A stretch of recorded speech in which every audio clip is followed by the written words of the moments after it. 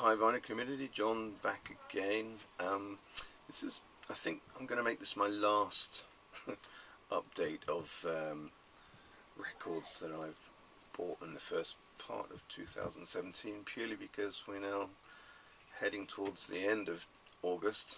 I should have done this really at least late June, beginning of July, but now we're sort of getting well into the second part. And you know, this could go on forever. There's a lot of jazz records which I've got this year, which I just won't have time to show. But yeah, I'll probably show them eventually. Anyway, so I've shown heavy metal and hard rock. I've shown prog. Last video I showed black music. The ones I've got now are ones that basically don't fit into that category. They're more sort of rock and pop. And a little bit of sort of punk type stuff. Well, let's see what I got. First one I'm going to show you here is an album called Cheruboli's Undertones. It's basically a compilation album, sort of a best of or greatest hits, if you like, of the Undertones. Really happy to have found this. This came from a car boot sale. I think I paid £2 for it. Lovely condition. I used to have this compilation on, look at the label there. I used to have this compilation on CD. I bought it when I was a young man still living in Sweden, and really liked it. So I'm very happy to have this on vinyl now. In that same batch I got this record by Squeeze.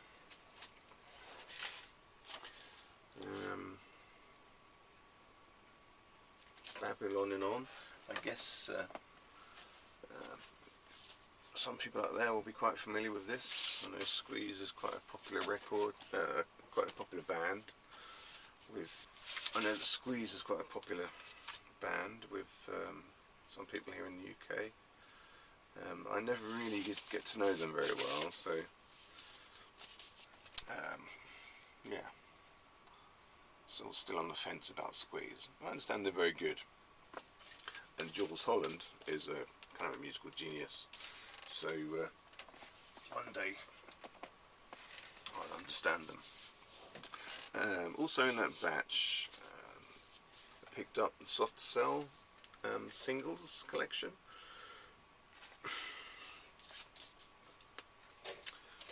Not a huge fan of Soft Cell, I must say. Oh, look at this label. Soft Cell, the singles. I've got one album by them, which I think is their sort of key record. The one with Tainted Love on it. I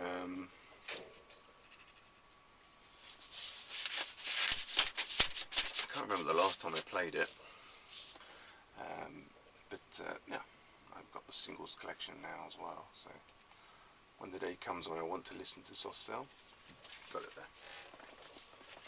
there. So another time at the car boot sale that I go to, the local car boot sale, I came across,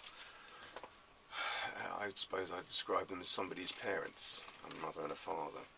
It's a man and a woman, I suppose, in their mid to late 50s.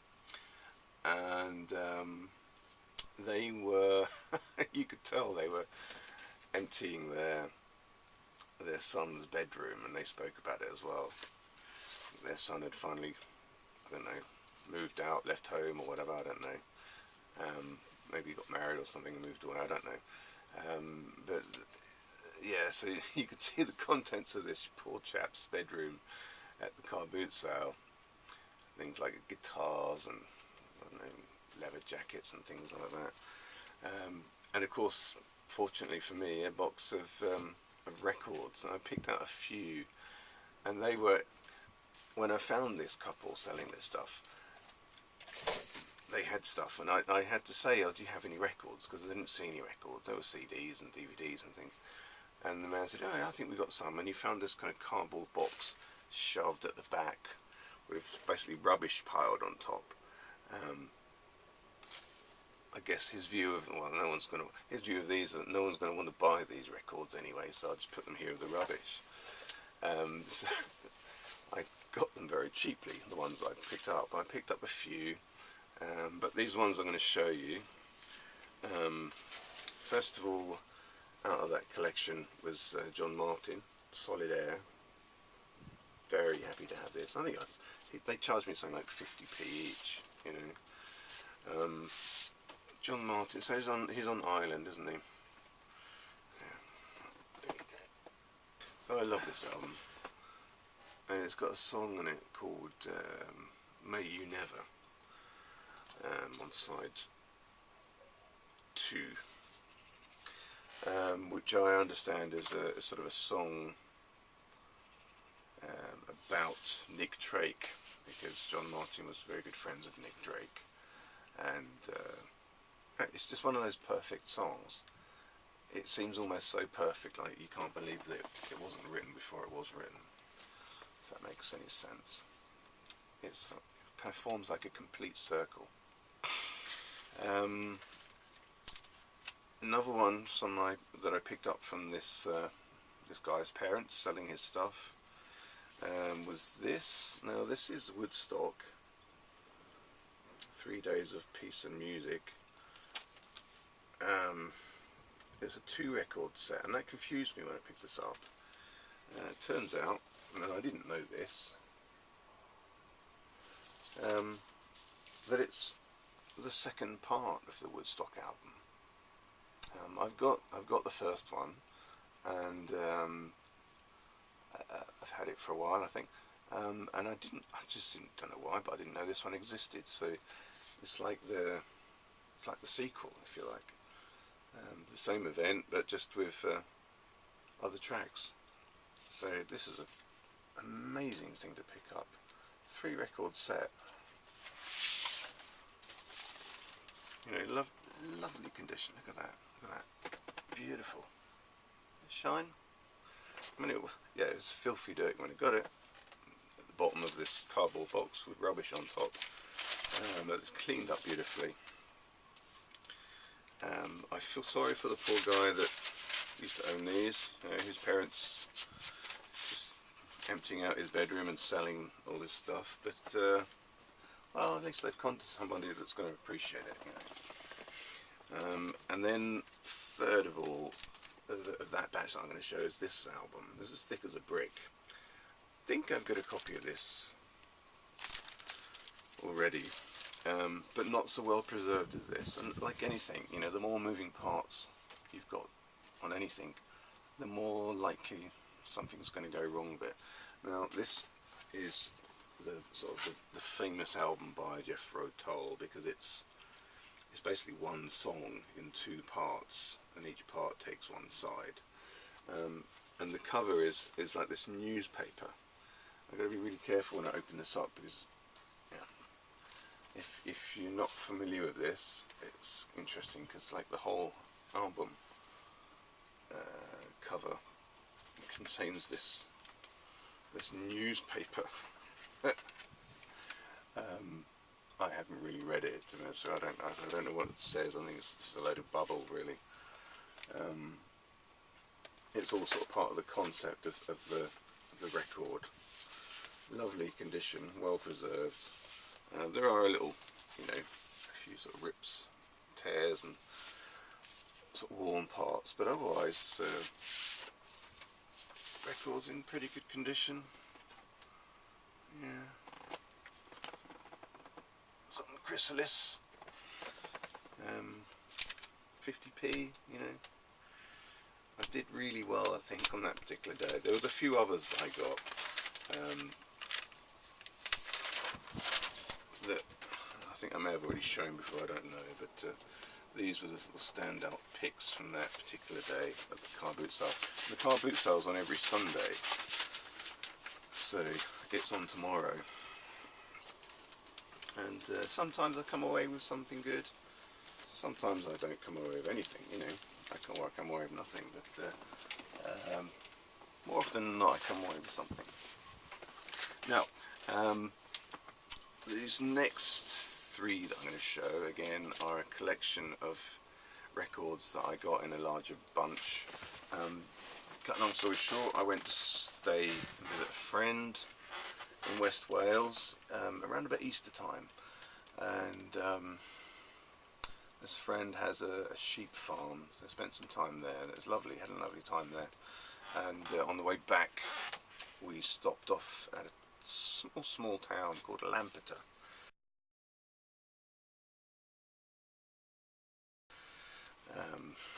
Which is sort of on the direction coming back to here where I live. And I think we stopped for tea, maybe some lunch, and there was this sort of wonderful old junk shop type thing. Not really an antique store. I think the man aspired to be an antiques store, but basically it's a shop that sold stuff from house clearances. So although we had a few bits and pieces there that were probably quite nice and valuable, we also had a fair lot of junk too. I went in and asked, does he have any records? And did. He had a whole bunch of records. Now this guy was quite typical of this sort of type, I think. You know, they like to speak up, sort of big up themselves, like they're some kind of a knowledgeable trader on all things. And he was telling me he's got these records, but they were exclusive, and you know, he'd been holding on to these, waiting for a time to sell. Basically what he was trying to do is make himself sound like he knew what he had, and I couldn't trick him out of anything because he knew what he was selling. He says to me, when somebody kind of puts on this pretense, so they don't know what they're doing. And sure enough, I looked through the records and I found one or two gems, but the majority of it was yeah, just rubbish that will most probably end up in a bin or a charity shop eventually when nobody buys it from them. But I picked out one or two things. I picked out some good stuff. One of the albums I got, and I'm not going to show these two because I've seen them so many times on the VC. I got Jailbreak by Thin Lizzy. I also got Night at the Races by Queen. Two records, great to have. You know, I already had copies of them. These days, if I see something like that out in the wild and it's not going for very much, I grab it because, hey, maybe it's a little bit better condition than the one I've got. Anyway, other ones that I got there were this one. I mean, this one is a 10-inch single by The Cure, The Hanging Gardens, and I think I probably, while I was there, I picked out about 7 or 8, maybe 9 records, LPs, including this one, and there you go. I wasn't quite sure how much this guy was going to try and charge me, because he was pretending to be a sort of a know-all about vinyl and all this sort of stuff.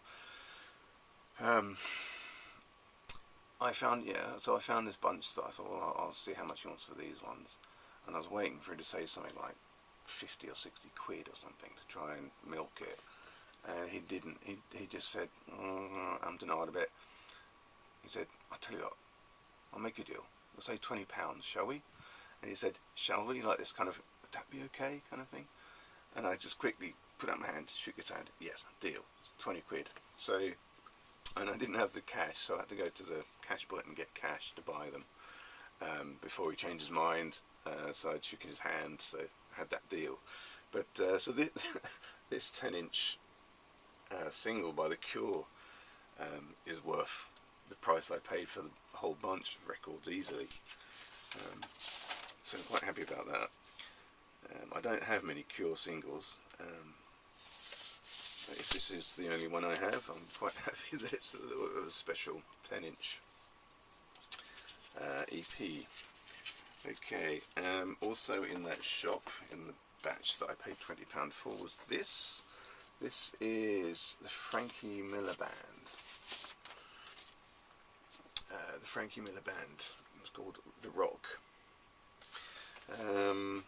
I'd had a Frankie Miller record for a while, and I always remember Steve Flipside CT talking about Frankie Miller, so I went and fished it out and listened to it after him sort of, you know, talking about it, and thought, wow, I should listen to this much more often. Frankie Miller, he's you don't hear much about him, do you really? This is on Chrysalis. He's kind of got a voice that sits somewhere in the region of a kind of a throaty, earthy kind of feel, a bit like Joe Cocker, and somewhere between that and sort of a similar kind of Rod Stewart kind of gravelly kind of growl type stuff somewhere. And so he has a great voice, great singer, and you know the songs are just very, very good. Recommend that. Don't really hear much about Frankie Miller, do we, on the VC, which is a shame because he's made lots of great records. Okay, next one I'm going to show. This is a little bit of a special one. I looked at this and I thought to myself, that has to be something a bit special. I couldn't quite work out what it was. And what it is Frankie Goes to Hollywood. The Power of Love. I don't know if you can see, he's got crucifixes and then hearts there in the middle. I still need to fix this a little bit because there's a little bit of a tear. I have to glue that and make it nice. I'll do that. Normally I do that sort of thing before I show them, but you know, time is running out and I want to get these shown before too late in the year. So inside this little envelope is the 12-inch and a similar package of the 7-inch. So there's the 12-inch of The Power of Love.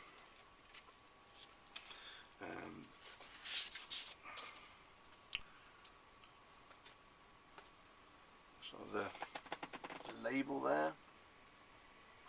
I always remember the video to this. It was kind of like a nativity scene, I think, shown at Christmas, which is interesting because you wouldn't normally associate Frankie Goes to Hollywood with, you know, the Christian Bible, but well, they all see what's on. So inside this little 7-inch package is the 7-inch version of The Power of Love. Same little label, I guess. Yeah, this looks like it's never been played before. So that was a special little find. It's not the sort of record I'm going to pull out and play very much. I think, to be honest with you, it's more the sort of thing I just think it's quite nice to have. It's lovely condition. I paid next to nothing for it, and yeah, occasionally if I want to hear that song, I can pull it out and play it. Frankie Goes to Hollywood. So another record that I got at a car boot sale, well, this time back in Essex when I was visiting my family, was this. This is Eddie Cochran, Cherished Memories.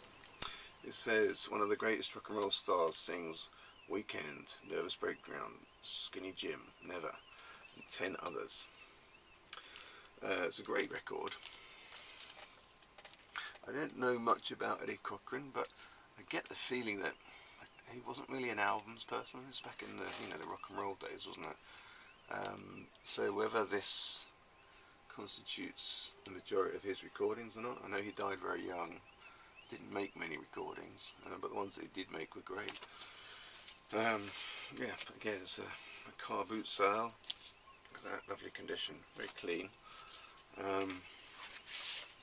And a great record. It's on Sunset.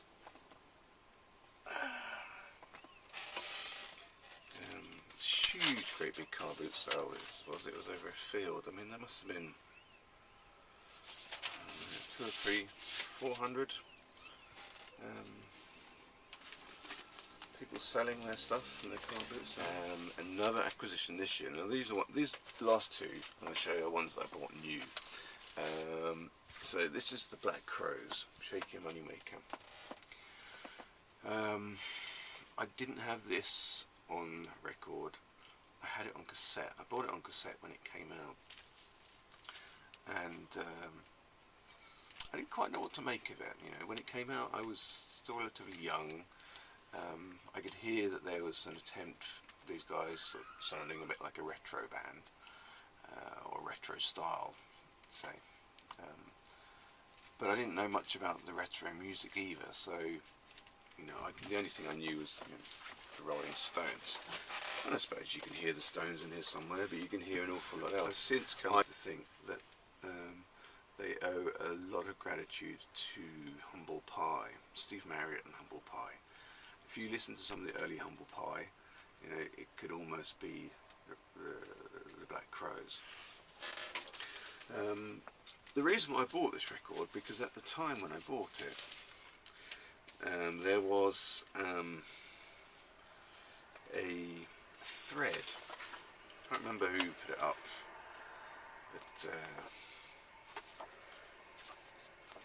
the thread was about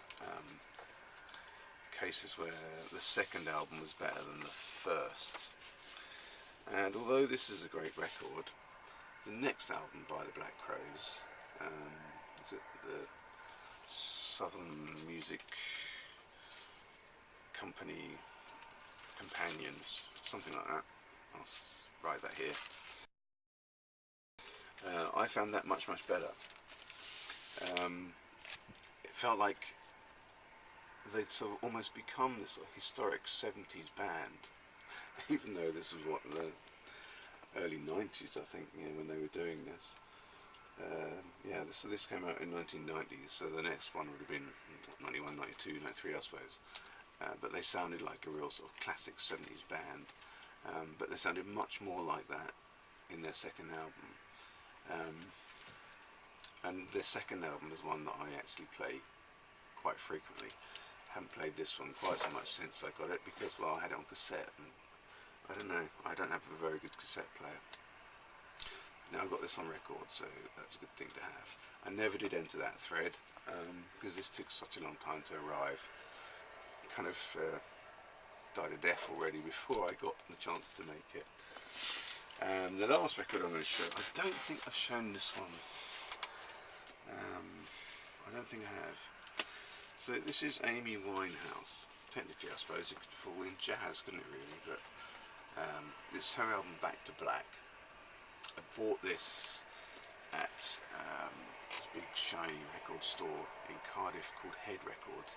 I believe they've since closed, sold up and moved away, which is a shame, and I had meant to actually get there for their closing day on sale, but it didn't work out time-wise. But I was in there poking around, and I found this in the sort of the discount section. I think, what was that, 17, 18 pounds, I think, normally. I think I paid about a tenner for this, I think. And it was something to do with the seal. I think when I got it, it was sealed halfway, but then it had a big sort of tear here, so it was technically wasn't sealed anymore, which meant they couldn't sell it for full price, and I sort of bought it for half price.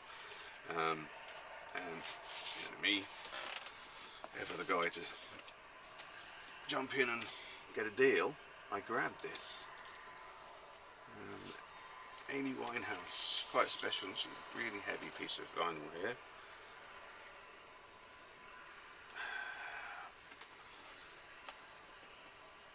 I first come to know her when my eldest brother gave me a CD one year by Amy Winehouse, her first album, Frank, and it was unusual. I didn't really sort of think it was going to be something that I enjoyed, and I didn't know what to think of it when I got it. But looking back now, I'm glad that he did give it to me, because I have that CD now, and I have knowledge of her music, and some history of it, you know. And I hadn't heard this one, so good to have this in the collection. Okay, well, I think that's all I've got to show right now. So I'm going to do a few more videos coming, sort of different themes and things, just to show what I've been doing recently, and see if anyone finds those entertaining. Okay, thanks very much everybody, and look out for my next video. Bye.